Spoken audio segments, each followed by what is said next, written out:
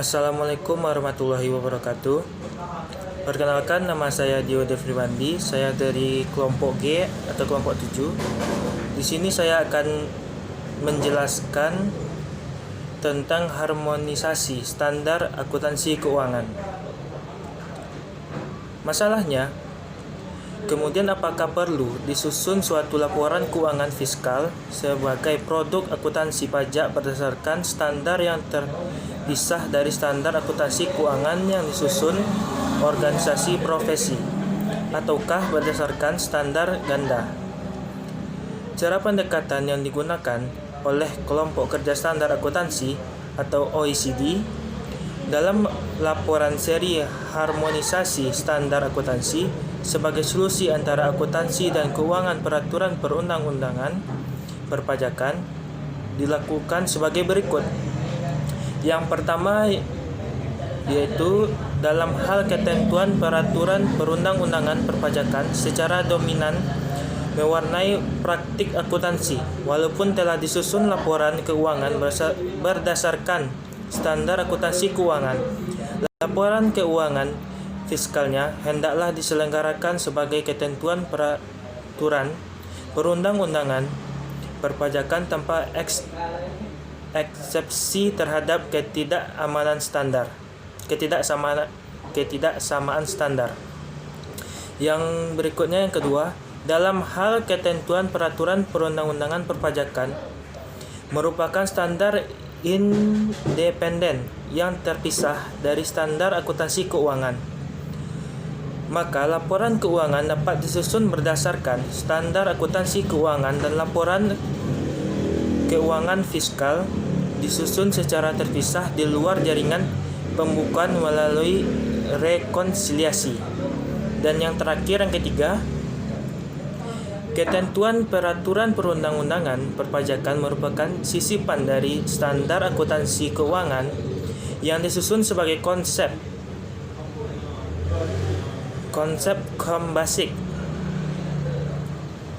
Combasic yang menyatakan bahwa pada umumnya ketentuan akuntansi pajak menggarisbawahi prinsip akuntansi keuangan.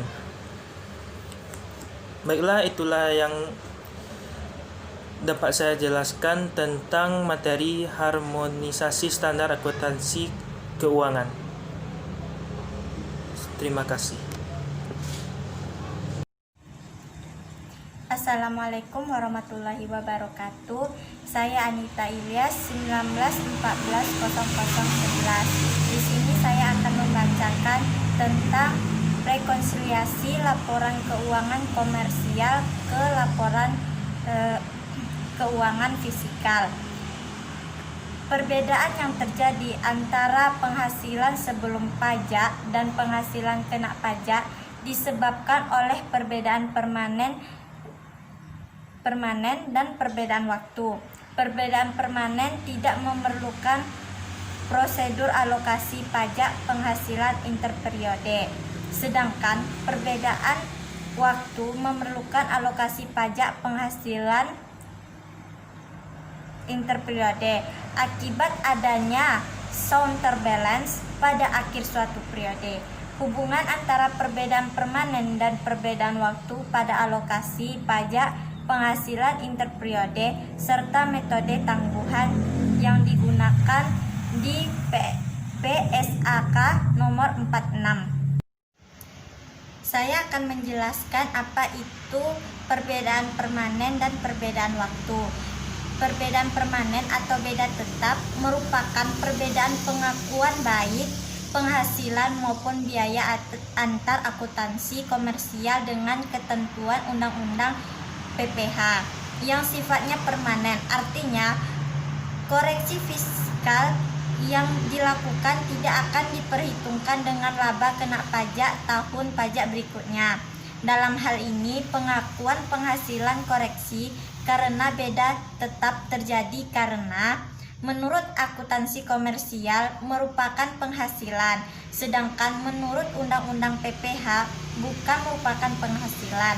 Contohnya dividen atau bagian laba yang diterima atau diperoleh perseroan terbatas sebagai wajib pajak dalam negeri, koperasi, BUMN, atau badan usaha milik daerah dari pernyataan modal pada badan usaha yang didirikan di suatu tempat kedudukan di Indonesia dengan syarat dividen berasal dari cadangan laba yang ditahan serta kepemilikan saham pada badan yang memberikan dividen paling rendah 25%, yaitu pada pasal 4 ayat 3 Undang-Undang PPH. Menurut akuntansi komersial merupakan penghasilan, sedangkan menurut Undang-Undang PPH telah dikenakan PPH final, contohnya bunga deposito dan tabungan lainnya. Yang kedua, penghasilan merupakan hadiah undian.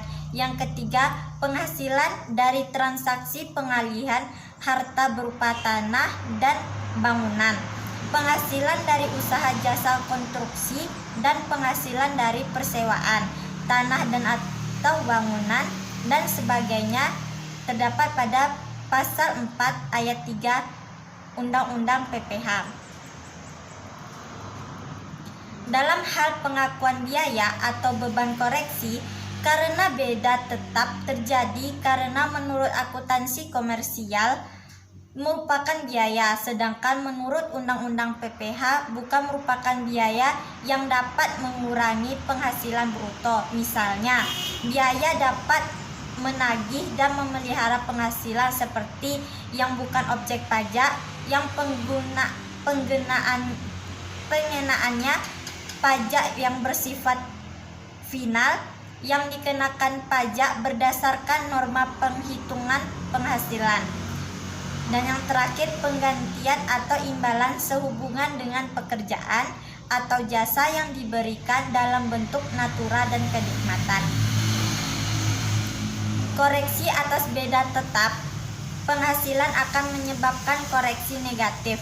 Artinya penghasilan yang diakui oleh akuntansi komersial namun fisikal harus dikoreksi, baik itu karena bukan merupakan objek pajak maupun karena telah dikenakan PPH final, akan menyebabkan laba kena pajak akan berkurang, yang akhirnya akan menyebabkan PPH terutang akan lebih kecil. Koreksi atas beda tetap biaya akan menyebabkan koreksi positif, artinya biaya yang diakui oleh akuntansi komersial namun secara fisikal harus dikoreksi, akan menyebabkan laba kena pajak akan bertambah, yang akhirnya akan menyebabkan PPH terutang akan lebih besar. Yang kedua yaitu perbedaan waktu. Beda waktu merupakan perbedaan pengakuan baik penghasilan maupun biaya antar akuntansi. Penghasilan tersebut harus dialokasikan sesuai dengan masa perolehannya sesuai dengan prinsip matching cost with revenue. Sedangkan menurut Undang-Undang PPH, penghasilan tersebut harus diakui sekaligus pada saat diterima.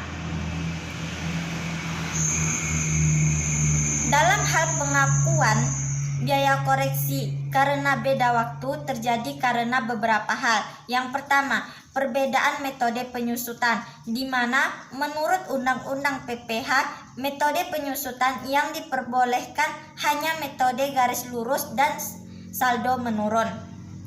Yang kedua, perbedaan metode penilaian persediaan, di mana menurut Undang-Undang PPH, metode penilaian persediaan yang diperbolehkan hanya metode rata-rata dan FIFO.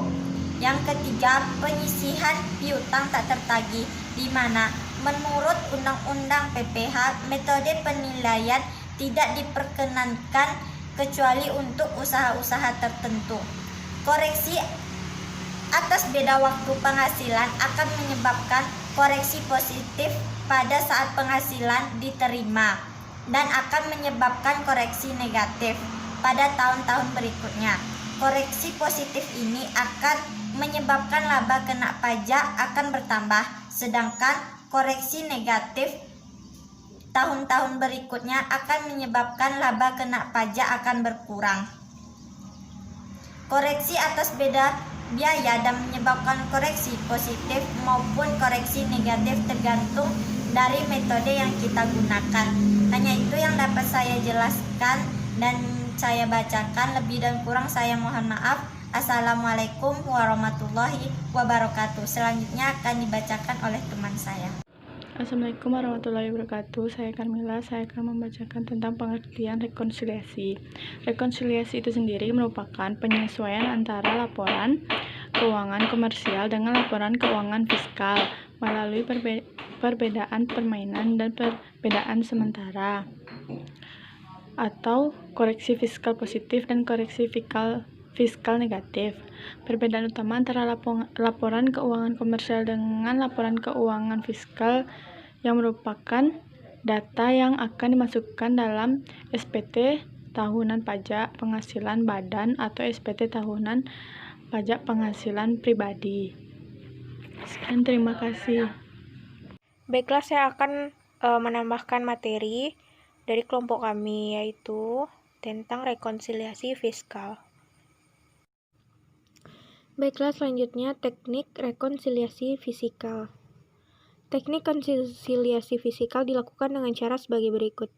1. Jika suatu penghasilan diakui menurut akuntansi tapi tidak diakui menurut fiskal, maka rekonsiliasi dilakukan dengan mengurangkan sejumlah penghasilan tersebut dari penghasilan menurut akuntansi, yang berarti mengurangi laba menurut fiskal.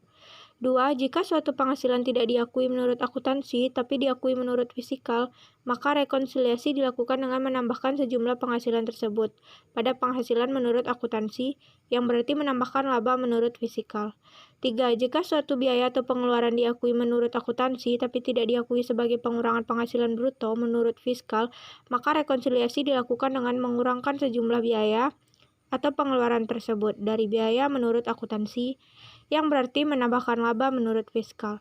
Yang keempat, jika suatu biaya atau pengeluaran tidak diakui menurut akuntansi dapat diakui sebagai pengurangan penghasilan bruto menurut fiskal, maka rekonsiliasi dilakukan dengan menambahkan sejumlah biaya atau pengeluaran tersebut. Pengeluaran tersebut pada biaya menurut akuntansi, yang berarti mengurangi laba menurut fiskal. Perbedaan dimasukkan sebagai koreksi fiskal positif apabila pendapatan menurut fiskal lebih besar daripada menurut akuntansi, atau suatu penghasilan diakui menurut fiskal tapi tidak diakui menurut akuntansi.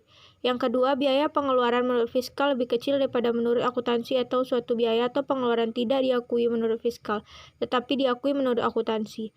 Perbedaan dimasukkan sebagai koreksi fiskal negatif apabila: yang pertama, pendapatan menurut fiskal lebih kecil daripada menurut akuntansi, atau suatu penghasilan tidak diakui menurut fiskal atau bukan objek pajak tetapi diakui menurut akuntansi. Biaya pengeluaran menurut fiskal lebih besar daripada menurut akuntansi, atau suatu biaya atau pengeluaran yang diakui menurut fiskal tetapi tidak diakui menurut akuntansi. Yang ketiga, suatu pendapatan lebih dikenakan pajak penghasilan bersifat wajib pajak kali rekonsiliasi fiskal tahunan 20 XXX keterangannya menurut akuntansi koreksi fiskal. Menurut tetap beda waktu fiskal pendapatan biaya-biaya laba atau penghasilan laba bersih sebelum pajak laba atau penghasilan kena pajak. Rekonsiliasi fiskal dilakukan oleh WP badan dan WP orang pribadi yang wajib menyelenggarakan pembukuan dengan menggunakan pendekatan akuntansi atau komersial. Rekonsiliasi fiskal dilakukan untuk mempermudah pengisian surat pemberitahuan atau SPT tahunan, PPh, dan penyusunan laporan keuangan fiskal sebagai lampiran SPT tahunan PPh. Rekonsiliasi yang dibahas dalam buku ini hanya dibatasi pada rekonsiliasi laporan laba rugi. Dan itulah dia materi kami.